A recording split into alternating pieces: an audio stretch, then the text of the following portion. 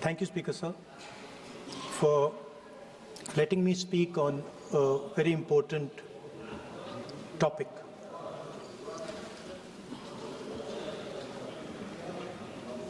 Women are a central force, a driving force in our national imagination, in our national perspective. All of us, every single one in this room, has been influenced, taught, learned a lot from women in their lives. Mothers, sisters, wives.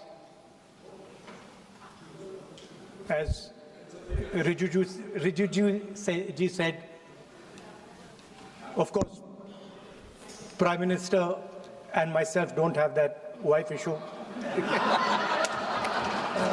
So we don't get that input, but we have our mothers and our sisters. Yesterday, I was watching my sister achieve something that, in 5 minutes, achieve something that I have not been able to do in maybe 20 years of my political career, which was to make Mr. Amit Shah ji smile.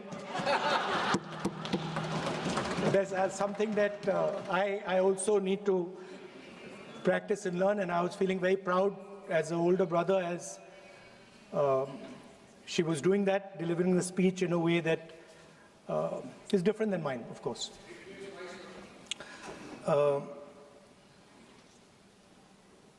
I remember when I was a little boy, I used to be very scared of the darkness.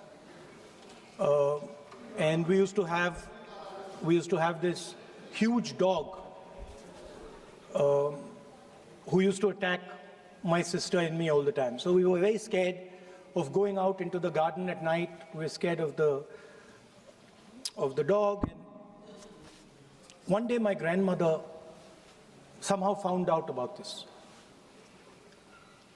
And I'm saying this because this was one of the most powerful lessons taught to me in my life by a woman,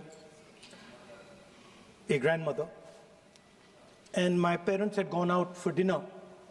And she came, she caught my hand, I still remember, and she took me out into the garden. Dark garden at night, no lights. No, government houses have big gardens, quite a big garden. And she took me there. And she left me, she said, now you stay here, don't move. And she left.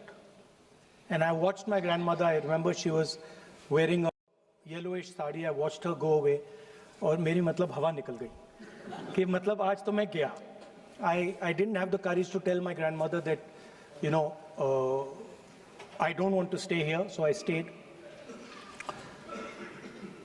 And she went away. She went away probably for 1 or 2 minutes. But for me, it was like 2-3 hours. I was imagining the dog coming to bite me. I was imagining ghosts. I was imagining snakes. I was imagining everything.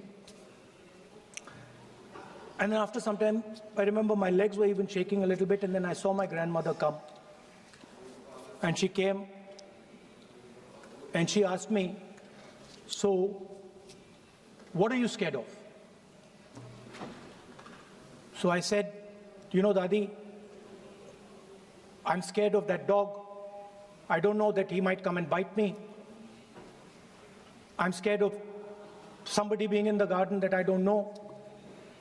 I'm scared of bats. I'm scared of snakes. I'm scared of things I can't see. And she says, no, Rahul, you're not scared of all those things. You're not scared of the darkness. You're not scared of the dog. You're not scared of the bats. You're only scared of your mind. You're only scared of your imagination and what you are thinking. And then she said that, you know, You should not be scared of the darkness, because the truth most often is in the darkness. And if you do not have the courage to face your fear, you do not have the courage to go into darkness, you will not be able to understand the truth, you will not be able to fight for the truth. This is one of the biggest lessons in my life.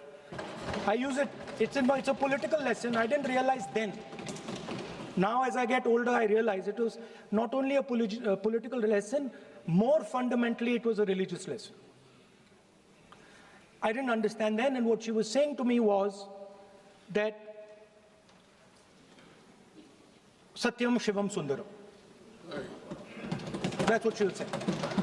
She said that I want you to be able to go into the darkness. I want you to be able to go where you're scared. And I want you to see what the truth looks like. And later I realized, my God, by taking me into the garden, she was explaining Shiva to me. She was explaining the central tenet of our religion. She was explaining Satya to me. And in many ways, she was explaining Ahimsa to me. And she said to me, I remember that, listen, truth is painful sometimes. Don't worry about it. Deal with it. And there are some truths that need to be told here today in this house. The first truth is that this is not a women's bill. This is nothing to do with the empowerment of women. There is a women's bill. It was passed in 2023 in this house itself. And my friends and teachers in the BJP said that it will be implemented in 10 years' time. That is the women's bill. This is an attempt to change the electoral map of India, using and hiding behind India's women. And actually it is a shameful act, because instead of giving them women's reservation, which is very easy to do, and every single opposition person will support it right now, bring that old bill back right now, and we will help you pass it for implementation from this second. Now, that is the women's bill. This is something else. And the truth needs to be told about what this is. There is a central truth in India's history, in India's past and present.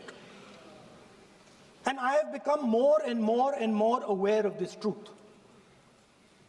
And that is the brutal, cruel, unforgiving treatment of the OBC community, of the Dalit community, and other communities, minorities and women. And this is a historical fact.